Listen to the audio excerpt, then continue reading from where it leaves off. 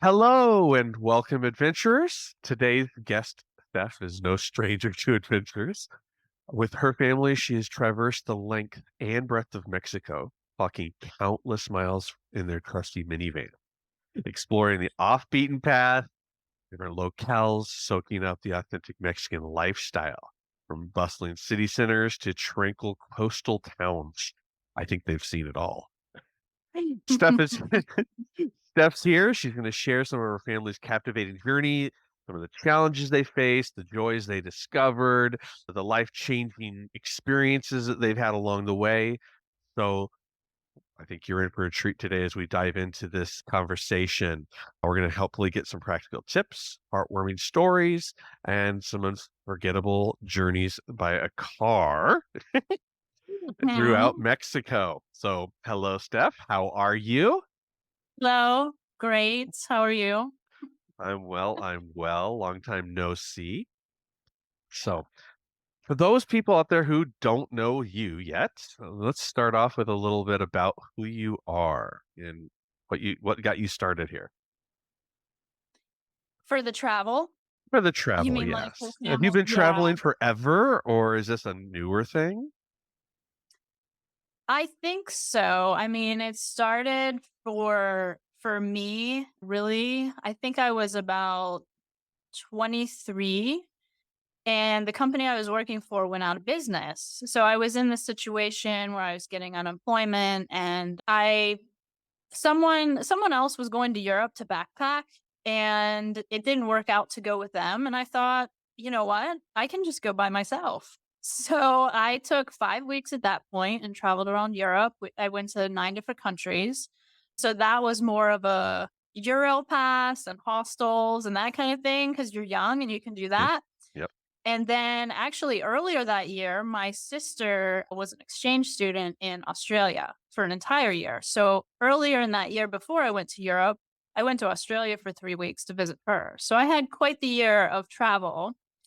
And then when I met my husband in 2002, that was kind of what our first date was talking about. We were talking about Mhm. travel.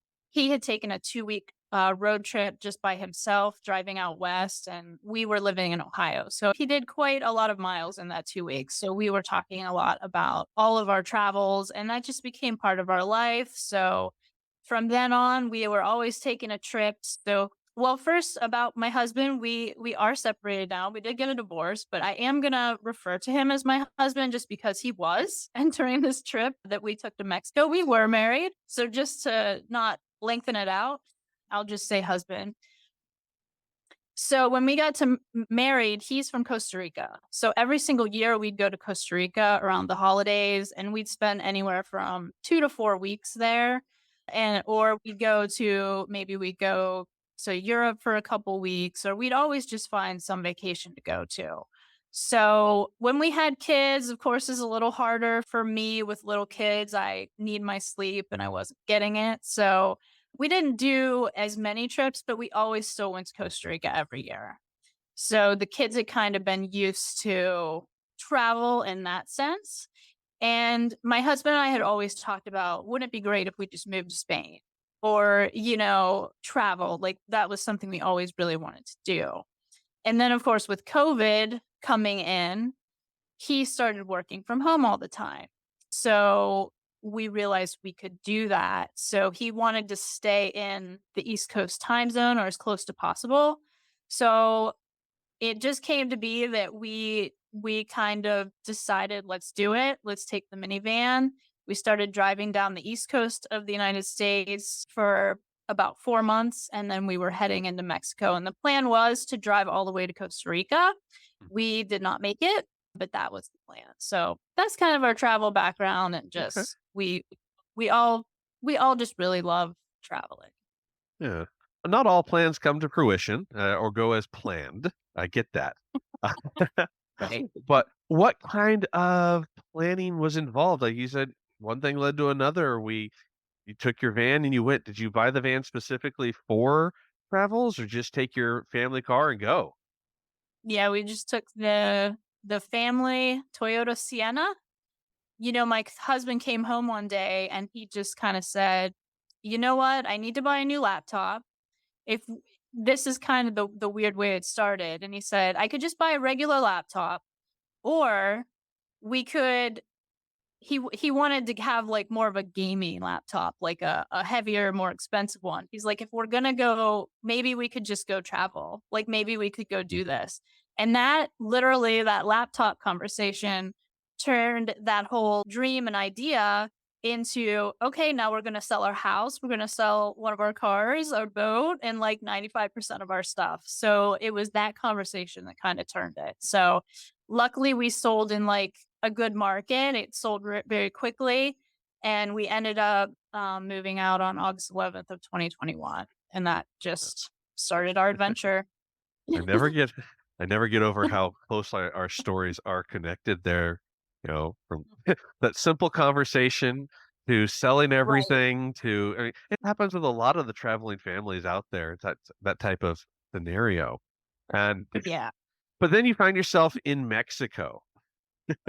Yeah. So, why Mexico first? Like, why did you guys decide just to go straight through and have some fun in Mexico for a while?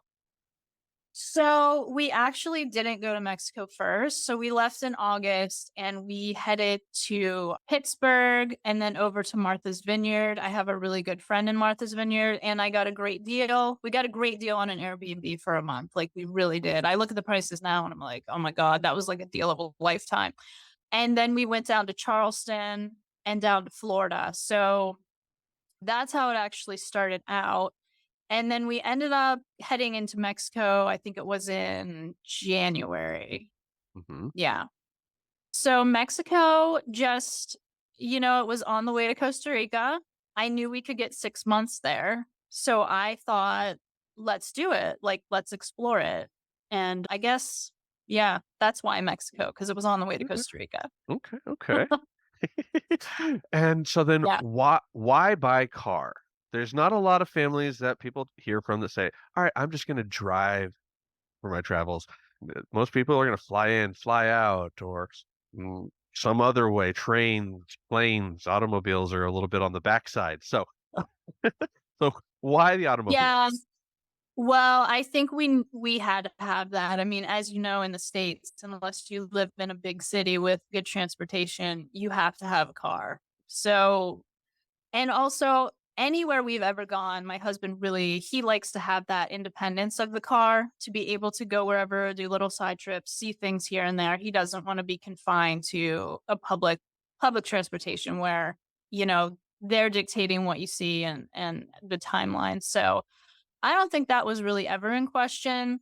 And then obviously we just wanted to take the time. Like, we wanted to take about a year and a half and go down there and really take the time visiting the different cities on the way. So I really think in order to do that, you kind of have to have a car. I don't even know the logistics of doing a trip like we did without. I guess yeah, I guess you could fly into those cities here and there and just take public transport, but I guess that's not really our style, so that wasn't really an option.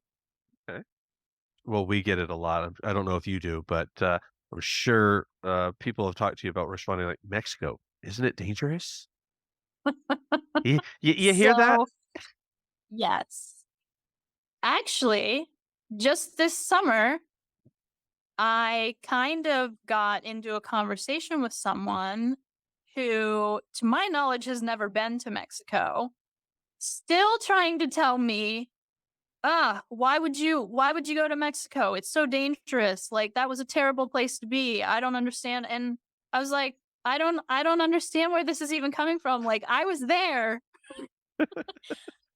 But yeah, we definitely got that. I definitely got that from my family. I think people like to watch the news and what's sensationalized in the news and like, oh, you're gonna get your head chopped off. And it was stuff like that. So I would just basically kind of tell them that I know a lot of people who are already doing this. I've joined these groups. I'm not going to go into the bad areas. And don't we have bad areas in the United States? Or like, aren't you maybe afraid you're going to go to the mall and get shot?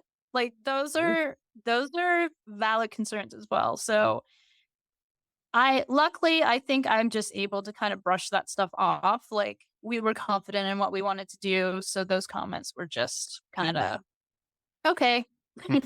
Eventually, you just stop answering. Like, okay, I hear you, but this is what we're doing. So yeah. Had had you been to Mexico prior to this trip? Yes, we had gone so my husband and I had gone it had been a long time ago, but we went over to the Cancun area, but we did rent a car and we were going out to see more of the sights and driving down the coast and everything. So we did kind of get out there. We didn't just stay at a resort. But I think that was probably the only other time I've been there. Okay, okay. So, tell me, what are some of those misconceptions that people have or that you noticed while you were exploring Mexico? Yeah, so I think we crossed the border and there was just this sense of like kind of this anxious anticipation, like what is going to happen when I cross this invisible line? So we get over there and we start driving and you're just like looking around like is someone going to let it come up and run me off the road? Like I don't know, you hear all these stories and then eventually we're kind of like, "Oh, no. It's just like a regular road and we're driving somewhere." So, yeah, I think the misconception is just that these are just people, just Mhm, like we are, living their lives just like we are, and there are so many similarities, and, yeah, I think as long as you're avoiding a known area that has the cartel involvement and, the drugs and things like that, of course that exists, yeah, but you're if you're smart about it, I mean, I can't think of anything that made us feel unsafe at any no, point during yeah, the trip. yeah. Yeah. Uh, I'm glad you mentioned that too, and yeah, the border crossings, which one did you cross at when you crossed? Mm. That's a good question. 'Cause I know We we went through we Nogales. okay. I don't remember actually. I know there was like a main one and then there was a smaller one, Mhm, like not far from there. And we took the smaller one just because we heard that was better, and of course, we didn't wanna take the major one because we'd heard, "Oh my god, like, once you cross the border, there are these people, and they might, like, surround you." So it was just weird, but then when we came back into the States, I think we took one of the major ones because we yeah. weren't as concerned about but yeah, yeah, So you're telling me you did your due diligence and you went where it was safe and where it was known to be safe. right, I like right, yeah, exactly. yeah, good, very good. Um, so this whole trip is a little unconventional. Not a lot of people do it. There's a handful of people that I know that have done it, but like, what are some of the best places, your most favorite places that you went on this trip while you were going through Mexico? Yeah, okay, so we went to, Guanajuato, which is kind of, this like medieval type city. You come in through like underground tunnels. It's everything is kind of mountainous. So when you're walking around, like you're just looking at all these houses on hills and they're all painted different colors. It's like rainbow color. So that whole town was just really, really charming and fun, and you could kind of, like, get lost in these back alleys, and, of course, like, because it was in the mountains, you could just there were just stairs, and you could climb up and just have beautiful views. But I think what also helped with that city is there was a world schooling event going on, and that's kind of why we went. And of course, once you're in a situation and because you're traveling with a single child, like you're trying to find people for them Yeah, to hang out with. And so we kind of entered this mecca of people. All these people are doing what we're doing. So we were able to make friends, the kids were able to make friends. And then on top of that week, we did the pop-up hubs, which I know you guys are hosting one in Argentina in a bit. yes, We yes. did we did the pop-up hubs. There was one the week before and the week after it. So we joined both of those. So we had basically 3 weeks of hanging out with other people who were more or less like us and doing what we were doing. So I think that added to the experience. But the city itself was definitely beautiful, and I would definitely go back there. Mexico City, absolutely adored it. Kind of Mhm. had no idea what to expect, but of course, we met you guys there, Yeah. and we attended another week-long pop-up, which was great. In Mexico City, I mean, it just has everything, Yeah. theaters and the museums, and they close down the roads on Sunday mornings so you can, like, biking and Biking, yep. rollerblading. We just thought that was incredible, and the food there was incredible. You could get almost anything. So Mexico City definitely stands out. And then for me, I loved Oaxaca because it's like a chocolate mecca. There's just hot chocolate everywhere, and it just has this distinctive taste. I think it's the way they do the cinnamon in it and, like, a little bit of chili, but I haven't recreated it. I don't even try. Like, I feel like some of those things are just like, "That's my thing in this place, and if I want it again, I have to go back to that place." And there was a chocolate store there called Mama Pacha Chocolate, and Mm. I, like, basically filled my bags when we left there because it was just the best. So, yeah, I would say those places in Mexico, like, really stood out for me. I really, really love that. Yes, food and views, and it always comes back to food. When you're Yes, yes. when we travel, at Yeah. least, it's always about the food. I was gonna say, I feel like so in preparation for this, I was looking back at all my pictures, and I feel like the theme of our whole trip was, like, ice cream. Oh, ice cream, yeah. Like, "Oh, here we are eating this ice cream, and here we are eating this ice cream, and gelato," and yeah, so definitely the food, definitely the ice cream. How did the food compare authentically in Mexico to what you were used to in the States? Yeah, I think we just don't really know what tacos are here in the States. It was interesting though to find that tacos are usually a lot of times they're just, they're cooking them outside at like some stand and there's just a shell and there's meat and that's kind of it. And if you want something else, like, oh, where's the cheese? They're like, cheese? Why would we put cheese in a taco? Maybe some pico de um, gallo. yeah, yes. So you could get what you wanted. You just had to ask, and they might be a little bit like, hmm. And my daughter loves guacamole, so she was just in heaven there. I mean, sh it was just it was great. What, I really street like the food? mole, Yeah? street food. Okay. Yeah, yeah. Some So, street food, yes, we definitely enjoyed that. I think others in our party were a little more worried that they might get sick, but I was kinda like, "Eh, um, it's fine." Yes, the mole and so what I really loved was how you can get the fruit there with the chili and the lime on oh, top of it. yes. So I really like just to get the mangoes and do that. So that was great. And everyone's like, "Well, it's just tahine. It's tahine." And I'm like, "It's not tahine." It's not. It is. It's close, but theirs is just like a chili powder, and then they're actually squeezing a lime over it. Yeah. It was different. So that's something I did try to recreate when I got here, but then I was kind of like, the mangoes don't taste the same. Like Oh, we don't have mangoes in Ohio. It's not the same. So I left it alone for now. yeah. Well, moving from food, let's say Yes. one of the biggest questions I get throughout the travels is how do you fund this lifestyle? I mean, you were gone for a Yeah. while. So how did your family handle it? Well, I guess it's kind of boring. My husband has a business. And as we were talking about COVID before COVID, he would go into the office a few times a week or he'd go to a client. And then COVID came and he couldn't do that.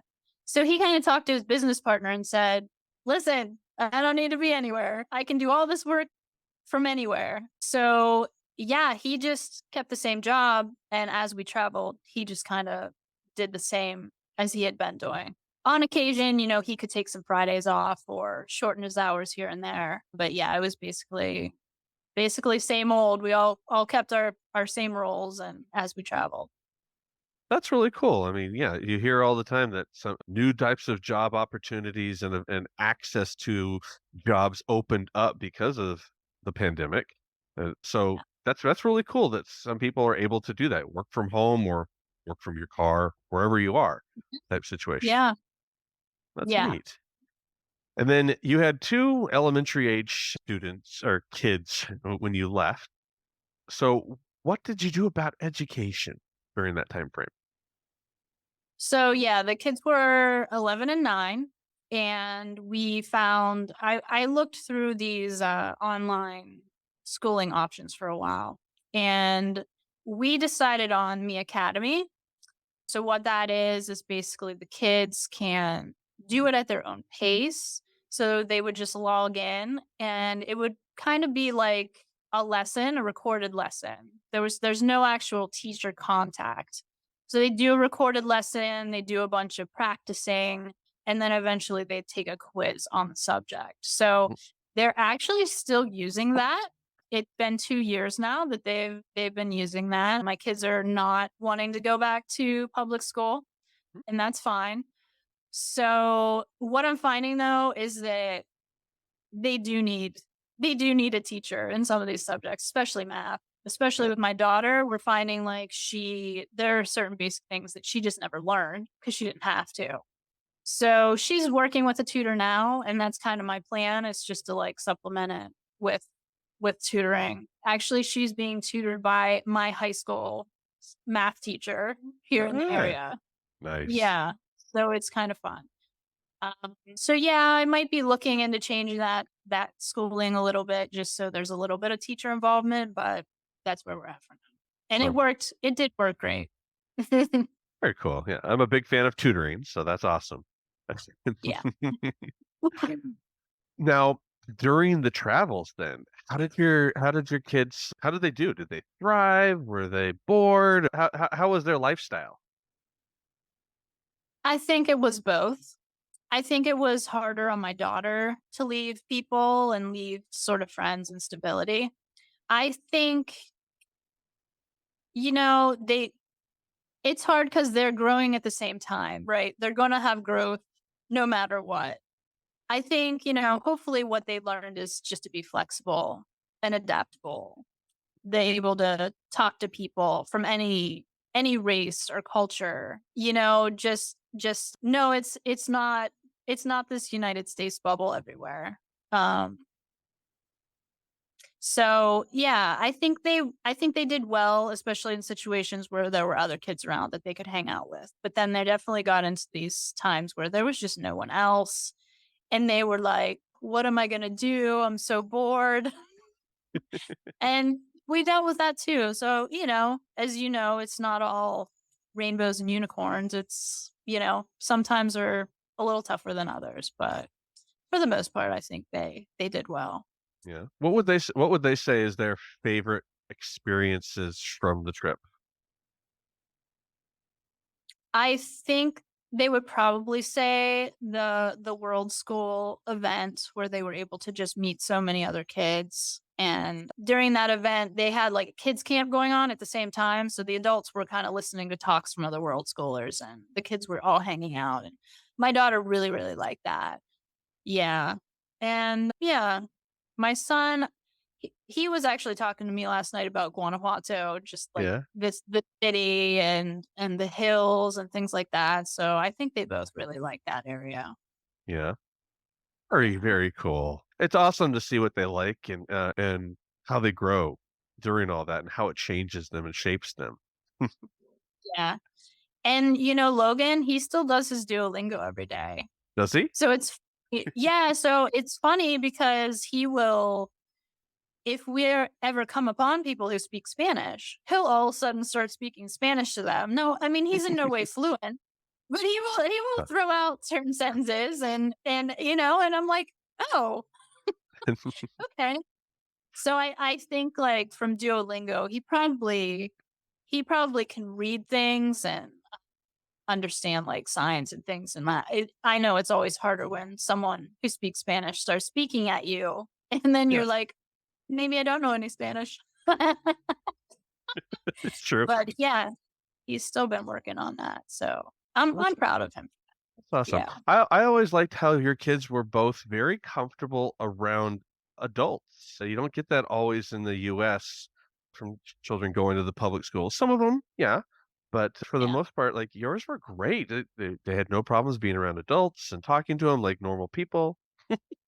Yeah. Thank you. So Yeah. now, looks like you're transitioning back to life in the US. So how has that been? Yeah.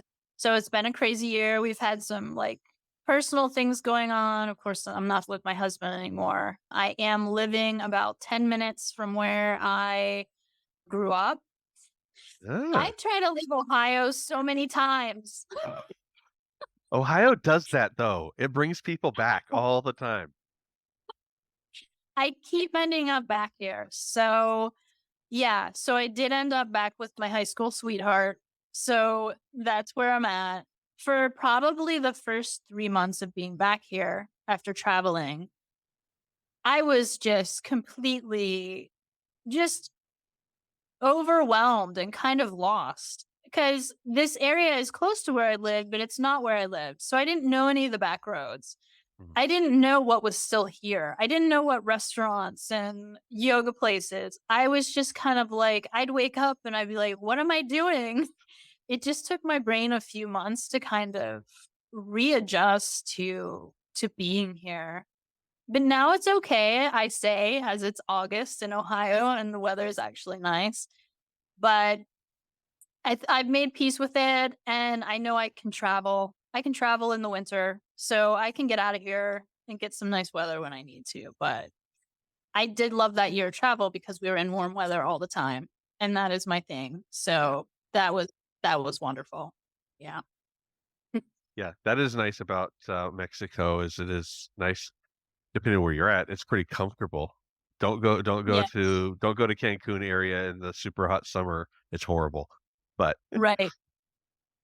but Yeah, and that was kinda why, we were glad we entered in January because we knew we were gonna get, planning to be there 6 months, at least we kinda knew we were gonna be in nice weather. I mean, it would've been nice to come in around September, October, but yeah, I was like, "Okay, well, weather's gonna be good whole time. You just have to, like, kinda avoid the rain," but that's we not did. bad, that's not bad. So transitioning back to the US has been ups and downs and backs and forth and just getting comfortable again. Is Yeah. there anything that you really, really miss from traveling or basically living off your out of your car? Now we did stay in Airbnbs, so it Well, wasn't let me put it exactly that living off way. the clock. But we did have to carry all that stuff in every time we went to Airbnb. I do. I think that when I was traveling, I was much more likely to get out and do things. I'm a real homebody, so I kind of when I'm here, I'm just kind of like, "Oh, I don't really think I need to run that errand today." But when you're in a different place and you have all these different things to explore, you're kind of, "Oh, let's get up and do this." So, yeah, that's probably the biggest thing. But as you know, traveling all the time, that I think being with your family 24/7 also has a lot of challenges. Cool. There are good things, like, I can have more junk, have Marie Kondo's not gonna like that. I know, I was like, I got rid of all that stuff, and now I'm like, but I need that. I need a snowsuit."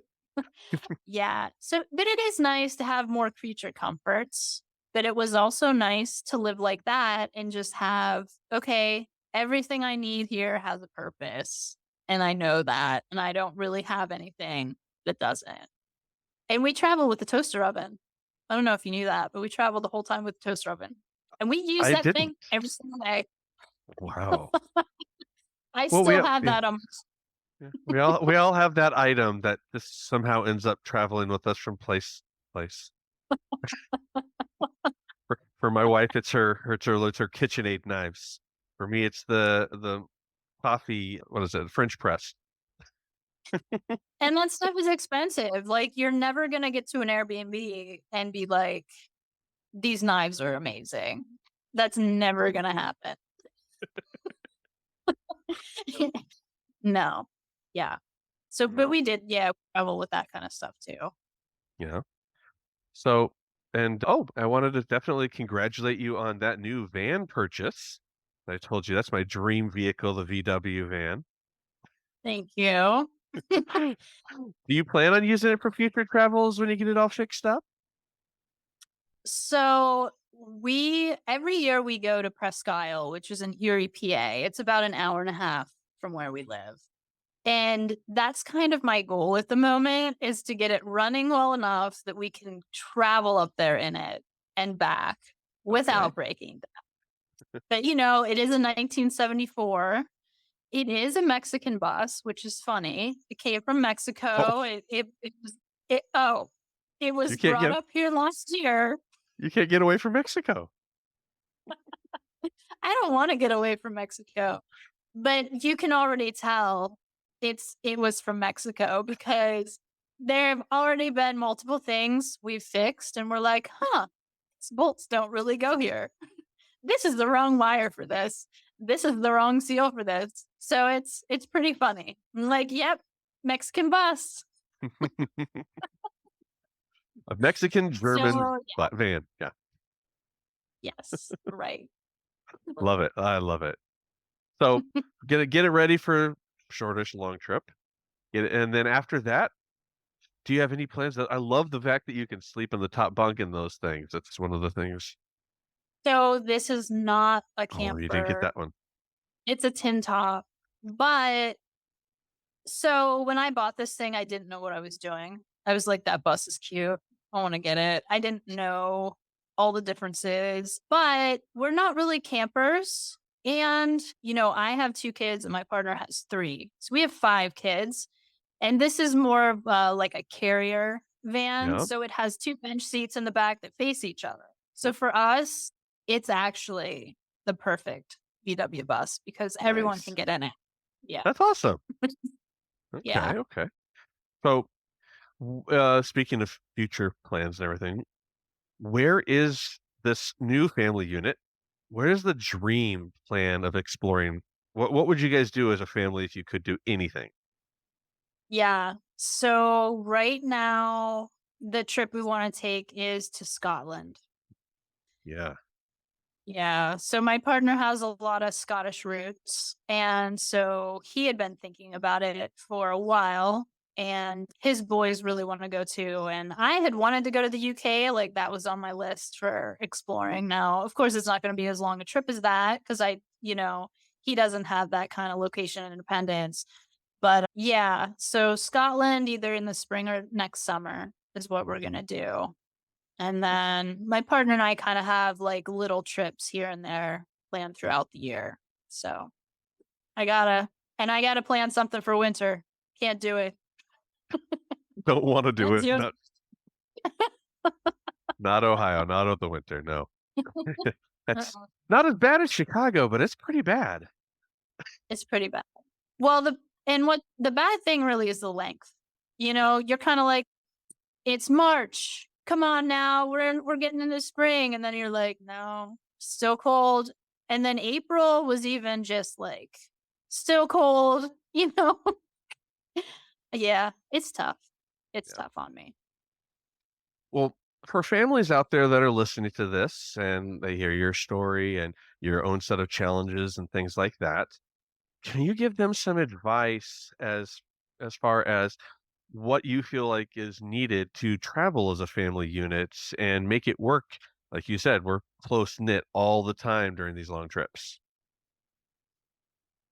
Yeah. So I guess what we started to do is we started to book Airbnbs that had 3 bedrooms so that everyone had their own space. I think this was very helpful. Get my kids separated in their own rooms. They could just kind of go on their laptops and zone out for a while. So that was definitely helpful. Yeah, of course, another tip I have is if you already have problems in your marriage, this is probably not going to make it better. I hear you. So keep that in mind. But honestly, I think it's just so brave for people to take this leap It really is. To just kind of go against the grain of what most people think and do it. And I think you just have to make that choice and that you're just going to do it. Um, Set a date, sell your stuff, or if you want, rent out your house, and just just actually do it. You can talk about it for a long time, but hopefully that little thing clicks and you can make that decision and go. I love it, yeah. Yeah, just do Yeah. it, as the saying goes. Right. Figure out your finances, right? Even if you're just gonna go for a year, just figure it out and do it. Cause I don't regret anything about it. I really don't. I would do it again. No doubt. That's amazing, Yeah. yeah. And so alright, so I know you said you travel with your toaster oven, but since we're Absolutely. but since we're on the talking to people who are thinking about doing this lifestyle, what are some key essential products or items that you would recommend for family travelers? Yes. Okay. So you have to have wipes. You have to have baby wipes because it's just, you need those forever in your everyday life. After I had kids, I was like, I don't know how I survived without carrying these around just by myself all the time. Ziploc bags come in very handy. Mm, Big fan of Ziploc bags and having actually having a bag in your if you're traveling by van or some kind of overlanding, like, just a bag with, condiments and forks and mhm. spoons and napkins, just, having that with you at all times. My son, Logan, he's obsessed with ketchup. We would go somewhere and he'd get food and they either didn't have ketchup or whatever, and he would just be like, "Well, I can't eat this. Kids. Add some ketchup." What else? I did write some I wrote some things down. But yeah, the toaster oven, right? You gotta have the toaster oven. Snacks. You gotta have snacks. Have to. And then, for the adults, a credit card with no foreign transaction fees, Mhm. obviously. You gotta have that. And also I'd recommend the Charles Schwab checking account where you have the ATM card because that also doesn't have any fees and they'll reimburse you the ATM fees. So I think those would be my top must-have. I mean, knives, you gotta have Oh, some yeah. knives too, Yes. right? We definitely Gotta have like your our knives. knives. Yeah. But just like with the toaster oven, I think everybody has their little thing that they want, right? Like, you have the French press. I think, you really have to think about that and make space for, what you really love. But you So must be an Airbnb expert by now. Like I consider us experts in that area, and yeah. they're not all stocked the same. So, as a No. full-time traveler, I completely understand. You gather things as you go. I mean, we have a frying pan we travel with because we've been to places that don't even have one. We travel with a grill pan, which Grill pan. similar. Mhm. And we also had, a nice can opener. Because how many times have you found can openers that don't work? I mean, Yeah. there's all those little appliances or, a peeler. But, yeah, some of these Airbnbs, I mean, I'm like, I don't know what I'm doing here, there's nothing in the kitchen. There's nothing I can cook with. So, you're right, Yeah. and you figured that out along Yeah. the way and what you need. Yeah. And on a side note to those listening, I'm not saying carry your entire kitchen drawer with you, that miscellaneous drawer that nobody uses. But as Steph said here, you pick it up as you go. Take what you know you can't live without. If you are a wine person, make sure you have a wine bottle opener because they might not Yes, have it. probably not. Probably not. Yeah, agree. But they'll probably have spoons and forks and plates, you don't have to worry about that. Yeah, usually. But if you go to Mexico, there's not gonna be a dishwasher, so No. forget that, And forget that. hardly ever will you find a dryer either. That's true. So, Yes. so. All right. So let's do our lightning round. Okay. Coffee or tea? Tea. Hey. All right. Cat or dog? Probably dog. Okay. Pool or beach? Beach. Gotta Ah, be the beach. okay. Would you rather be able to understand and speak every language in the world or be able to teleport anywhere at any time? So this is a really good one. I mean, this is like I love this I one. would love both of those, but I think honestly, being able to speak and understand any language would be amazing. I would love that. That's awesome. Yeah. All right. Now imagine this. You get off the plane at your next destination, Scotland. You're in Scotland, but you Okay. arrive into the zombie apocalypse. Okay. You're able to get to your bag. So what's the first thing you would grab and why? So what I'm grabbing out of my bag? Mhm. Gosh. I mean, I think what you'd really need is like a long pointy stick, right? To like smash their brains out. But There you I'm not go. gonna have that. Like I'm not gonna have my toaster oven to hit them over the head with. This is a tough one. I mean,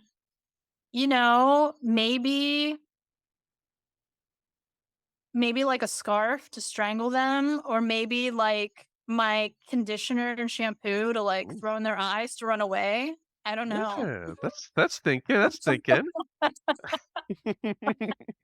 I have not seen either of those attempted in the zombie movies. So interesting. But I feel like I'm not gonna have the right tools with me. No, That no weapons thing on the plane.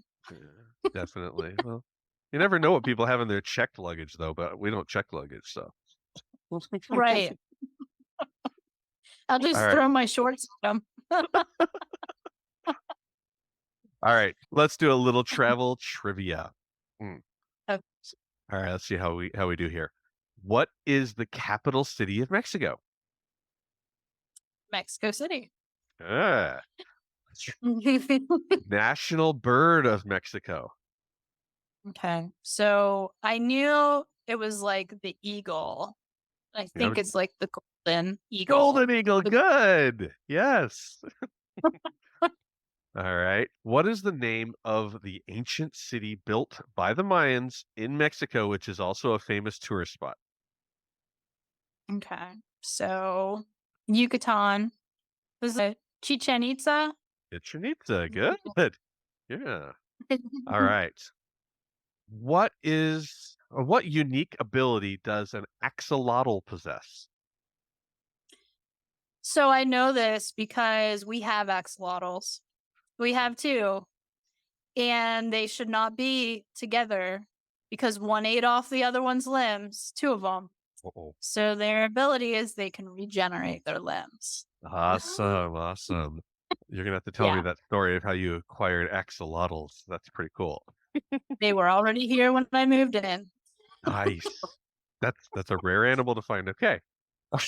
Yeah. Last but not least, what unique Okay. feature will you encounter frequently when driving in Mexico? A. Traffic lights that play music. B. Okay. Roads made of glass. C. Around 1 million speed bumps. Or D. Cars that drive on water. It's the speed bumps. A Very million speed bumps. The two babes everywhere. yes, yes, everywhere, everywhere. Some you can see, some you can't. Um, do you have a tope story? I mean, not other than just like they're not painted and you can't see them and you're just like boom and you're like, oh yeah. What's broken now? Yes. Yeah. All The right. van did have the van did break down and maybe that's why. Well, I maybe. don't know. Oh, very good. That was awesome. All right. Well, as we wrap up, do you have any pearls of wisdom, tips, or anything else for family travelers who might be thinking about a similar adventure with their kiddos? Yeah, just don't be afraid. Do your research. Join the Facebook groups, the World Schoolers, We Are World Schoolers. There's just a wealth of information in there. If you're gonna do Mexico, join On the Road in Mexico, right? You'll get all your information about Mexico, where the cartels are. And yeah, really just like make the plan and do it because I think that's the biggest thing. Like you can talk about it forever. Your kids aren't gonna get any younger. So just go do it. Just go do it. Awesome. Well, thank you everyone for tuning in to the Our Offbeat Life podcast show, where we bring you obviously the most inspiring and transformative stories of family life on the road. Don't forget to subscribe to the podcast to be the first to hear about our new episodes and follow us on social media channels. But everybody, we wish Steph an amazing rest of her adventures. Thank you for being a part of this episode today. It was Thank great. you. It was great talking with you, laughing with you, and sharing some stories. Yeah, it's so fun, and I hope you guys continue to have a great time. Maybe you'll see me in Argentina. I Probably hope not, but so. That would be that would amazing. be cool. I'm sure the kids would love to catch up too. So, I know. I know. I have it so in my mind now. We'll see. We'll see. okay. Yeah, all right. Yeah, manifest it. There you go. You have it in your mind. Manifest it. Yeah. Yes, absolutely. All right. Well, thank you very much. Take care, and we will be talking. Okay. All right. Thanks, Bye. David. Bye.